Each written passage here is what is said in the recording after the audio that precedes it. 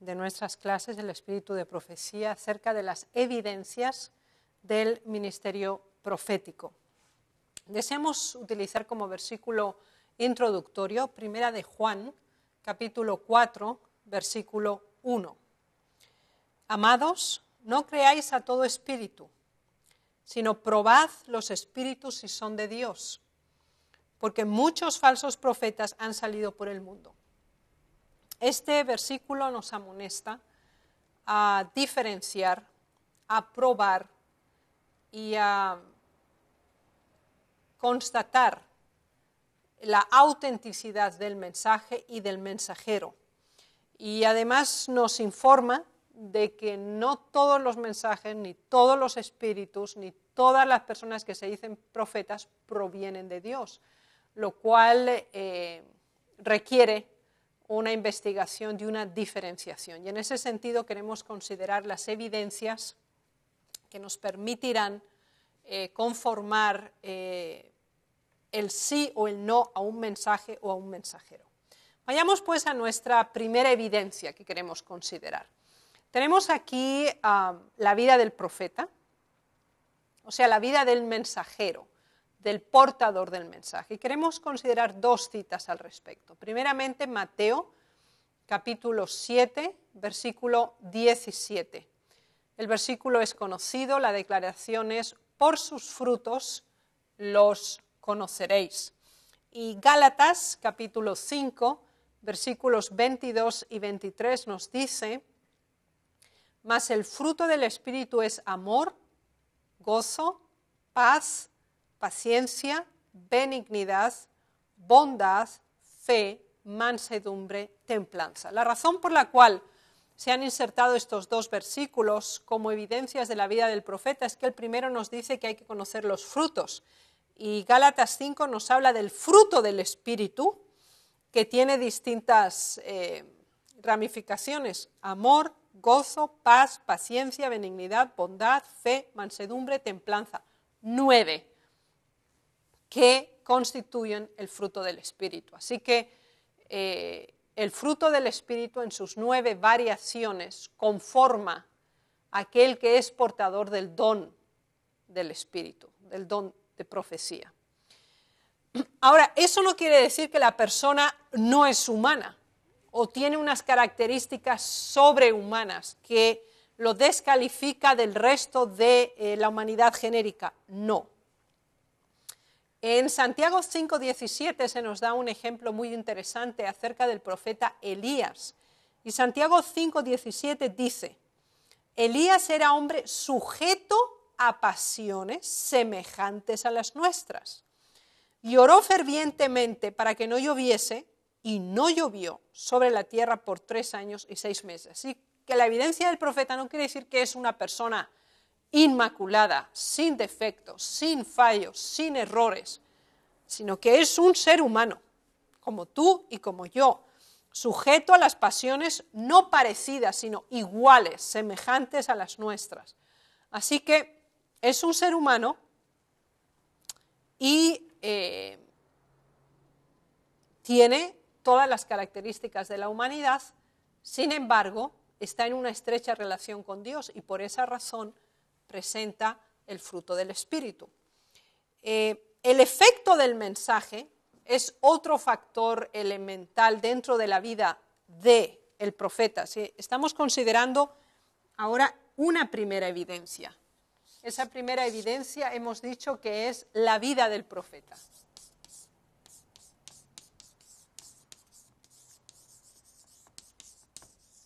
Entonces, el primer elemento dentro de esa vida del profeta es los frutos. El segundo, él es humano, no se convierte en un ser diferente o superior a la humanidad por el hecho de ser profeta. Ahora, el efecto del mensaje, es decir, el mensaje que se presenta, ¿qué efecto produce sobre los que lo reciben? Ese es un elemento muy interesante, que es el efecto del mensaje que se da. Y vamos a leer un ejemplo en Jeremías capítulo 23, versículo 13. Dice así la palabra de Dios. En los profetas de Samaria he visto desatinos. Profetizaban en nombre de Baal e hicieron errar a mi pueblo de Israel. Eso es muy interesante. Así que el fruto del Espíritu en su vida no se convierte en un ser sobrenatural, sigue siendo humano. Y el efecto del mensaje es para edificación, es para mejoría, es para reavivamiento, es para el acercamiento a Dios. Porque aquí el ejemplo se nos dice que los profetas de Samaria son desatinados. ¿Por qué? Porque han hecho errar al pueblo. Así que el efecto del mensaje tiene que ser edificante.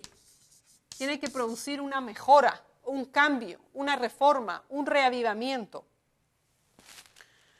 Algo muy interesante es que son enviados por Dios y producen el efecto de ese poder. Vamos a leerlo. Jeremías 23, el versículo 21 y 22, en contraposición a este que estábamos tratando. Jeremías capítulo 23, versículos 21 y 22 nos dicen: no envié yo a aquellos profetas, pero ellos corrían, y no les hablé, mas ellos profetizaban. Pero si ellos hubieran estado en mi secreto, habrían hecho oír mis palabras a mi pueblo, y lo habrían hecho volver de su mal camino y de la maldad de sus obras. Este elemento es muy interesante. Entonces, no es solamente edificante, sino que produce una reforma, un cambio. No confirma a las personas en el error y las hace mantenerse tal como estaban o peor, sino que edifica y reforma, hace que las personas cambien su rumbo de vida y decidan orientarse de acuerdo a la voluntad de Dios. Este primer aspecto es la vida del profeta relacionada también con el mensaje y el efecto de este. Vamos a considerar otro segundo grupo de evidencias, y es que el mensaje está en armonía con la Biblia. O sea, el mensaje que se da está en armonía con la Biblia. Eso es muy importante. Leamos en Jeremías 23, 36. Jeremías capítulo 23, versículo 36 nos dice: y nunca más os vendrá a la memoria decir profecía de Jehová, porque la palabra de cada uno le será por profecía, pues pervertisteis las palabras del Dios viviente, de Jehová de los ejércitos, Dios nuestro. Así que no dicen es profecía de Jehová y después dicen algo que no está en armonía con lo que Dios había dicho, sino que lo que dicen está en armonía con el conjunto de la revelación. Ese elemento es muy importante. Hay otro tercer elemento muy importante que es el cumplimiento del mensaje dado. Vamos a leer Jeremías 28, 9, ya que se trata del mensaje profético anunciado, cumplido. Jeremías 28, 9 dice así: el profeta que profetiza de paz, cuando se cumpla la palabra del profeta, será conocido como el profeta que Jehová en verdad envió. Así que el cumplimiento del mensaje que se da es otro elemento de evidenciación. Vamos a otro elemento más de evidenciación, de autenticidad, de acreditación de ese mensaje, y es la aceptación de Cristo.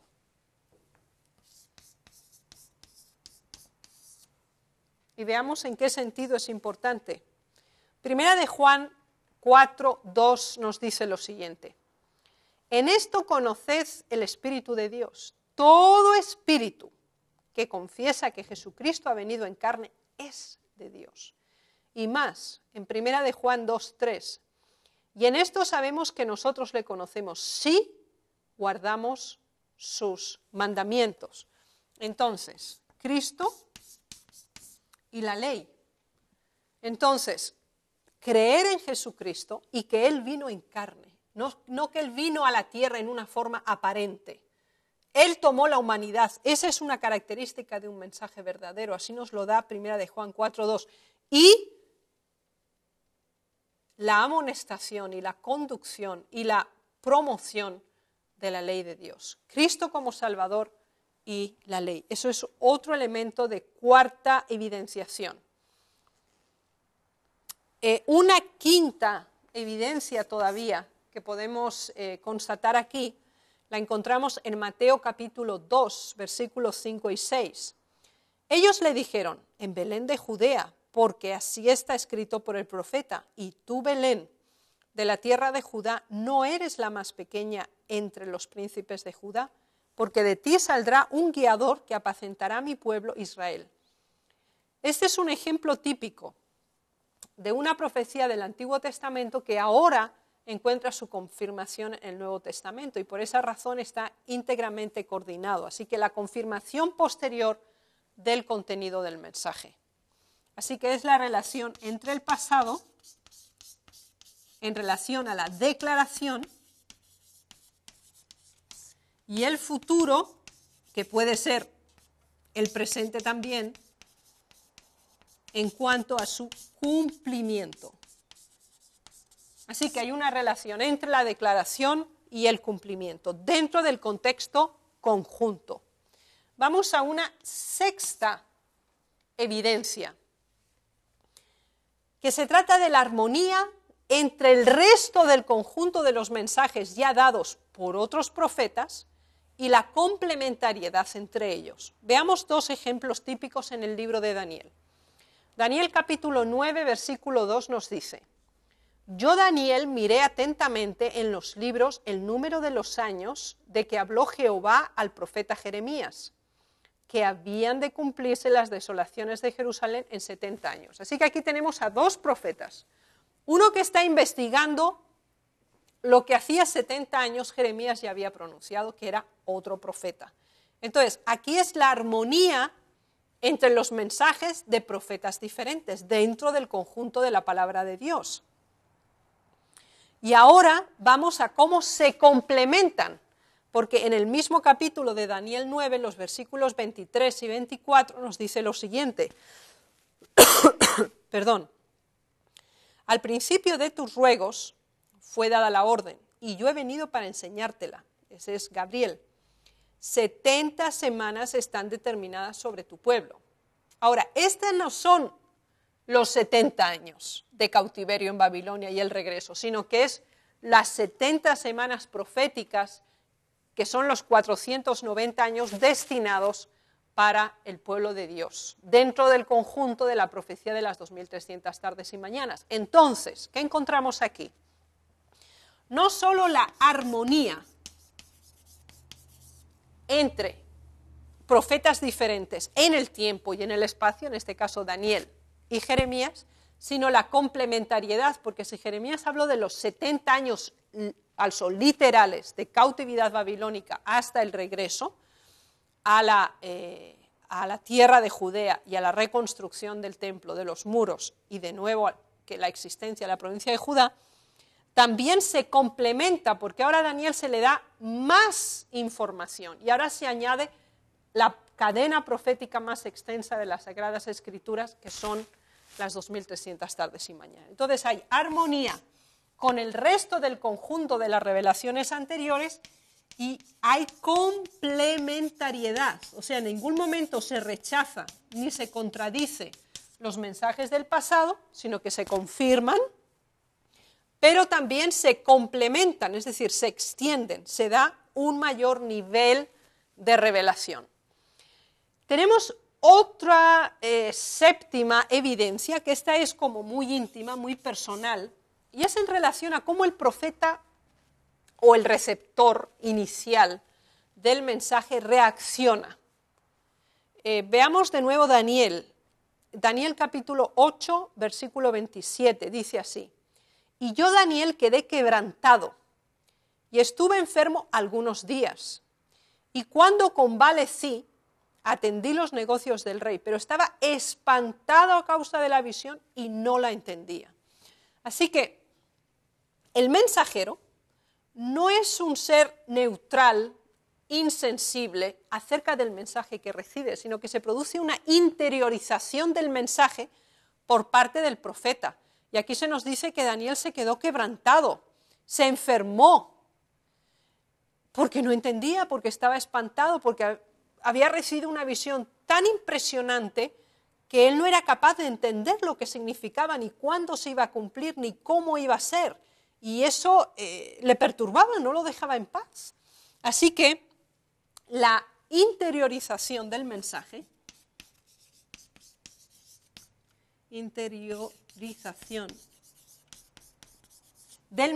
por parte del mensajero es otra evidencia muy importante. Si recuerdan la cita de Ezequiel 40, donde decíamos, y ponlo en tu corazón.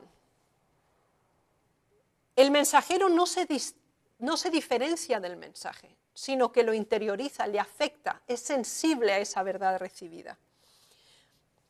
Veamos otras evidencias, esta sería la número 8, que es la condición física, es decir, los cambios que se producen en el profeta, en el receptor del mensaje, como consecuencia del mensaje recibido. Vamos a leer varios ejemplos. Vayamos ahora, si hemos considerado Daniel en ciertas citas, vamos a considerar ahora Ezequiel, que es muy evidente en este aspecto. Ezequiel capítulo 2, versículo 2 nos dice, entró el Espíritu en mí. Ezequiel 3:16 dice, vino a mí palabra de Jehová. Ezequiel 8:8 dice, el Espíritu me alzó entre el cielo y la tierra y me llevó en visiones. Ezequiel 33:22 nos dice más, y la mano de Jehová había sido sobre mí la tarde antes, y había abierto mi boca hasta que vino a mí por la mañana, y abrió mi boca y ya no estuve callado. Ezequiel 42, en visiones de Dios me llevó a la tierra de Israel. Así que hay una serie de condiciones físicas especiales en el receptor del mensaje, en el profeta.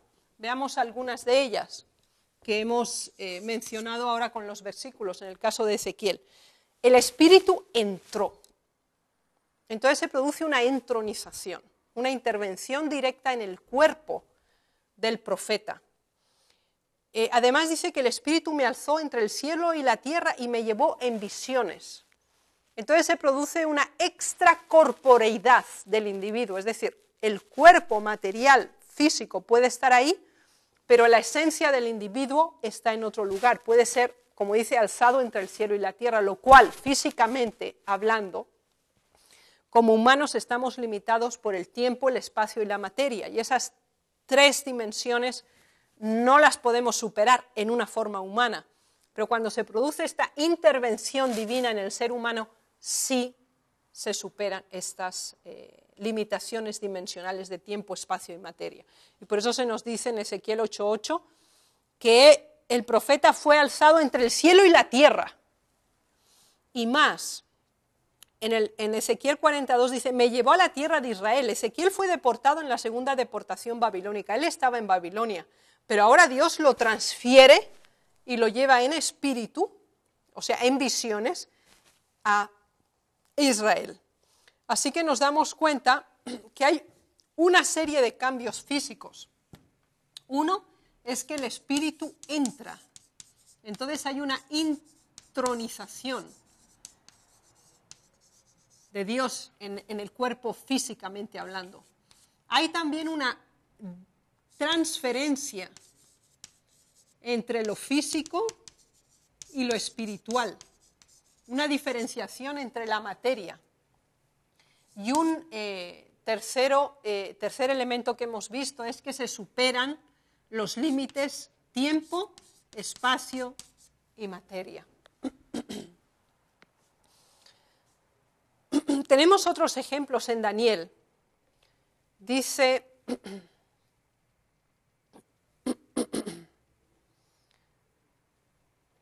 lo de Daniel lo hemos considerado, pero deseamos de nuevo citar, por ejemplo, Algo característico también que se evidencia en el profeta no es solamente que él lo interioriza, es decir, que él siente el mensaje, sea este positivo, negativo, edificativo o condenatorio. Tenemos una novena evidencia muy interesante, que es la preocupación del profeta por los demás, especialmente si va dirigido a un grupo humano o a un individuo. Se preocupa el profeta por esa situación. Es decir, no es simplemente insensible e indistintamente transfiere el mensaje y no le interesa nada más. Lo siente, se sensibiliza ante esa situación. Daniel 9:19 es un ejemplo típico, dice en su oración: oye Señor, oh Señor, perdona, presta oído Señor y hazlo, no tardes, por amor de ti mismo, Dios mío, porque tu nombre es invocado sobre tu ciudad y sobre tu pueblo. Así que se produce una preocupación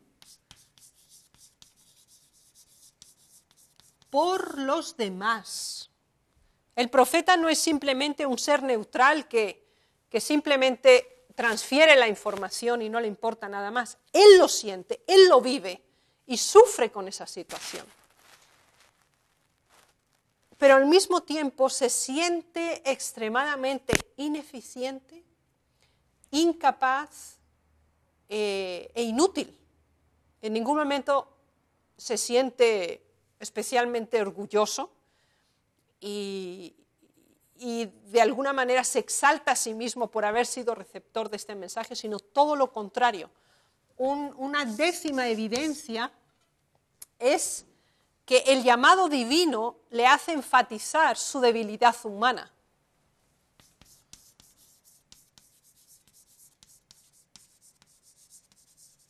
Y leamos, por ejemplo, dos citas, una de Isaías y una de Jeremías. Dice: entonces dije, ¡ay de mí, que soy muerto!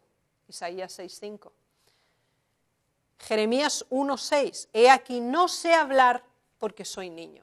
Y tenemos muchos otros ejemplos en las Sagradas Escrituras, pero aquí nos damos cuenta precisamente de esa actitud del individuo que recibe el mensaje.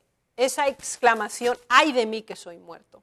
Esa incapacidad y ese sentimiento consciente y profundo de la debilidad humana y de la ineficiencia humana y de la incapacidad humana es constante en un profeta verdadero. Hagamos ahora una pequeña síntesis con estas 10 evidencias que hemos presentado.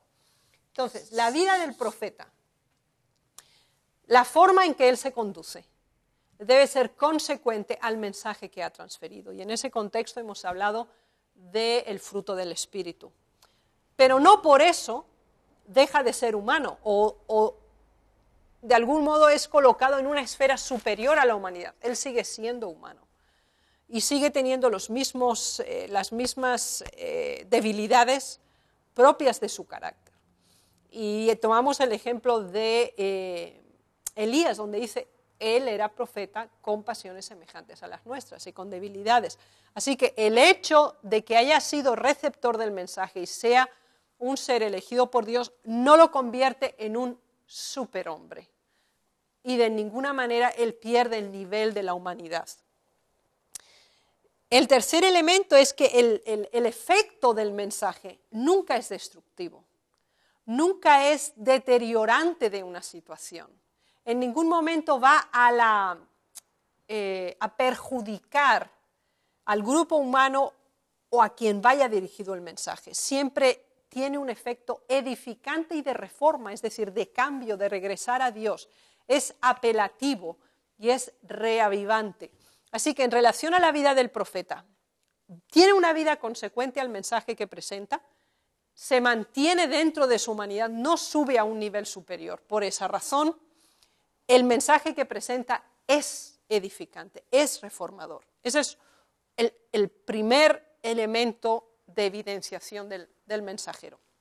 Tenemos aquí otra segunda evidencia importante y está relacionada con el mensaje que presenta. El mensaje que presenta no es un mensaje aislado o independiente del resto del conjunto de las verdades presentes y ya reveladas en el conjunto de los escritos de la palabra del Señor, de las Sagradas Escrituras. El mensaje está en perfecta armonía con el resto de los mensajes dados hasta ese momento. Esa es una evidencia muy, muy importante. Otra tercera evidencia muy importante también es el cumplimiento de lo que se dice. Parte del don de profecía es la proyección hacia el futuro, desde la perspectiva del presente de la declaración, y debe hacerse un seguimiento para constatar el cumplimiento de esa declaración que se debe cumplir. Tenemos una cuarta evidencia fundamental también, y es que acepta a Cristo como Salvador. Cristo es el centro del mensaje y la obediencia a la ley de Dios. Esos son elementos básicos que son compañeros y que son enfáticos en los mensajes. Un quinto elemento es que en ningún momento el mensaje representa un punto y aparte respecto a las verdades del pasado, sino que el mensaje que se da está relacionado con los mensajes ya dados y se extiende también en su cumplimiento o en las predicciones para el futuro. Así que el mensaje no puede ser atemporal, es decir, no es un mensaje aislado del conjunto de los actos y del espacio temporal en el que es dado en relación a los dados anteriormente. Una sexta evidencia es que toma referencia para la confirmación de esa verdad de otras verdades anteriores. O sea, es complementario el mensaje recibido y está en armonía. Pero las dos claves de esta evidencia están en forma conjunta. No es que está en armonía, pero no trae nada nuevo, que es simplemente una repetición. Está en armonía y es una complementariedad. Es decir, la razón por la que hay un profeta más es porque hay otra revelación más, porque hay más mensaje, más verdades. La interiorización como séptima evidencia es algo muy importante. Es decir, el profeta siempre se ve a sí mismo afectado por ese mismo mensaje. En ningún momento el profeta se ve simplemente como un transmisor neutral, insensible, independiente y autónomo del mensaje que da. Él se considera parte de ese mensaje. Como una octava evidencia que tenemos aquí es que se producen cambios físicos en este ser humano que está recibiendo el mensaje en el momento en que lo está recibiendo. Hay cambios en las condiciones físicas que lo puede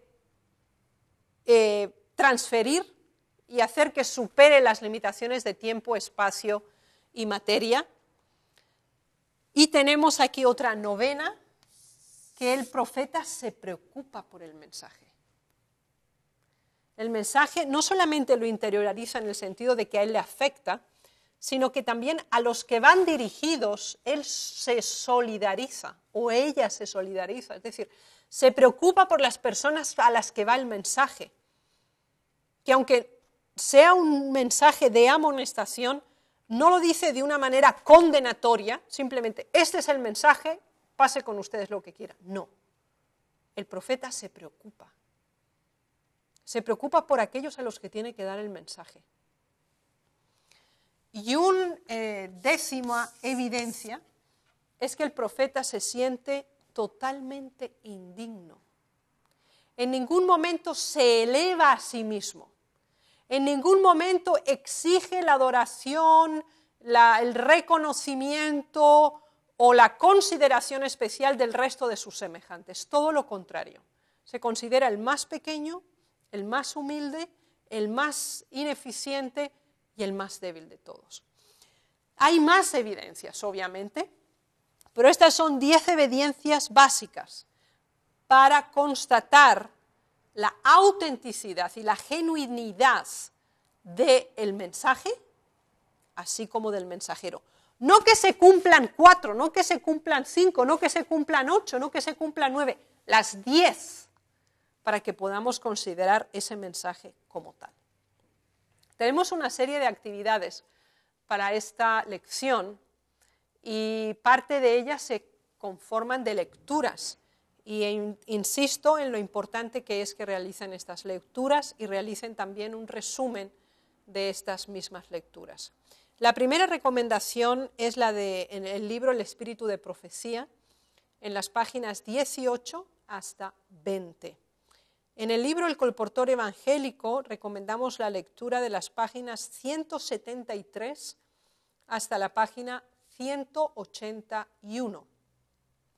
Y en el libro El Evangelismo recomendamos la lectura de las páginas 190 hasta la página 194. Además de esta actividad de lectura, de resumen y de esquema, deben realizar una actividad escrita.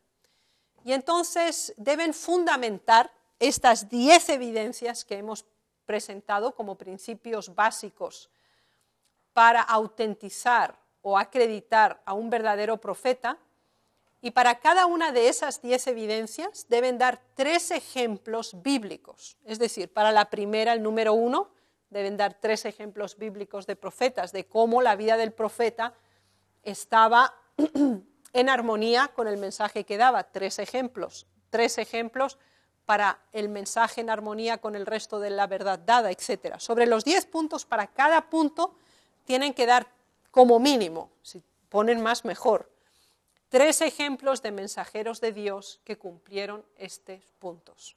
Entonces el Señor les bendiga en esta labor y regresaremos a la 1:30 con nuestra próxima clase y la última de este día.